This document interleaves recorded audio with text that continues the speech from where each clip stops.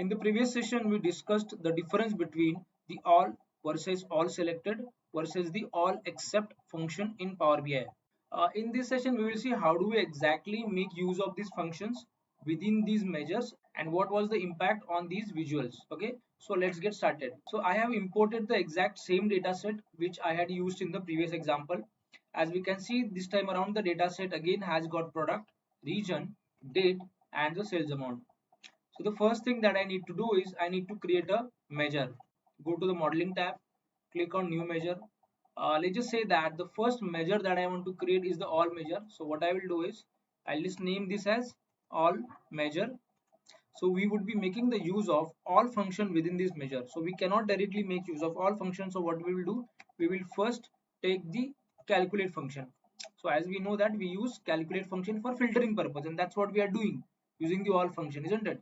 So first of all, we need to provide the expression. So within the expression, what do? We used to provide the sum of what? Sales amount. So I will select the sales amount. The next argument is filter. Now we are going to filter using the all function. So I'll be making use of all functions. So I'll select all.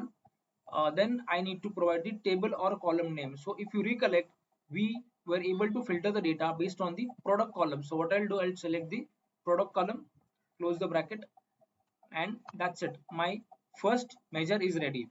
Just like I have created all measure, I will quickly create two more measures. The second one would be for all selected. So I'll again click on new measure, and this time around, let's just say that this new measure is all selected measure. Again, I'll do the exact same thing, calculate. Then the expression is obviously the sum of what? Sales amount. So I'll again select the sales amount. The second argument that we want to provide is the all selected function. So I'll use all selected function, and as I said earlier, we will be filtering based on the product. So I'll be using product here also, and then I'll close the brackets. My second measure is also ready. Now we'll create the third measure. Again, we'll do the exact same thing. Click on new measure. This time around, the name of the measure is all except measure. Again, I'll be doing the same thing. You know that, right? Use the calculate function. Within the calculate function, I'll be using the sum function. Sum of what? Sum of sales amount. Close the bracket. Second argument that we want to provide is the use of all except function. So I'll take all except function. Here is a slight difference. This time around, we need to first of all provide the table name. What is the name of the table? The name of the table is sales. So I'll take sales, comma. Now I have to separately provide the column name. What is the name of the column? The column is product. So I'll use the same column which I have been using until now. So sales and product, and let's close the bracket, and I think we are ready. Okay. Now the next thing that we will do is we will take this table visual, and within this table visual we will be importing the values one by one. So I will start off with the product column, then I will take sales amount column. Now the next thing that I will do is I will drag the measures that I have created. So I will select the all measure, then I will select the all selected measure, and finally I will select the all except measure.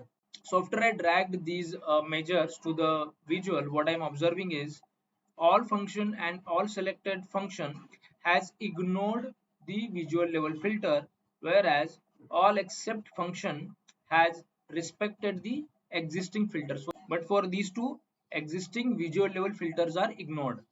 So now what I will do is I will filter the data using this explicit filter, and then we'll see what is the impact of the same thing on this particular visual. So I will filter the data for the three products, and as I can see, there is no impact on all measure, but there is an impact on the all selected measure. That means all selected function respects the explicit filter. Okay, this is an important key point to note, which I told you in the previous session as well. All selected measure respects the explicit filter and ignores the visual level filter.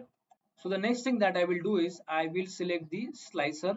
So I have selected this particular slicer, and I will drag the region column.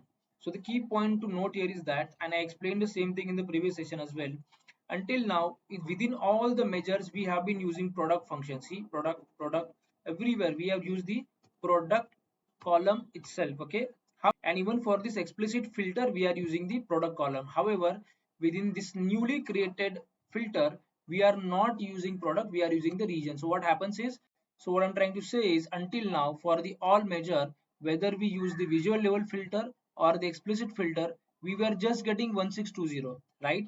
Why was that happening? Because within the all measure we had specified the product column, but when we try to filter the data using the region column, then this will be changed. Just see this, just see this. Okay, now as we can see, the values are getting changed. So I hope this will give you some idea. I am sharing the data set, please practice this. Okay, thank you so much.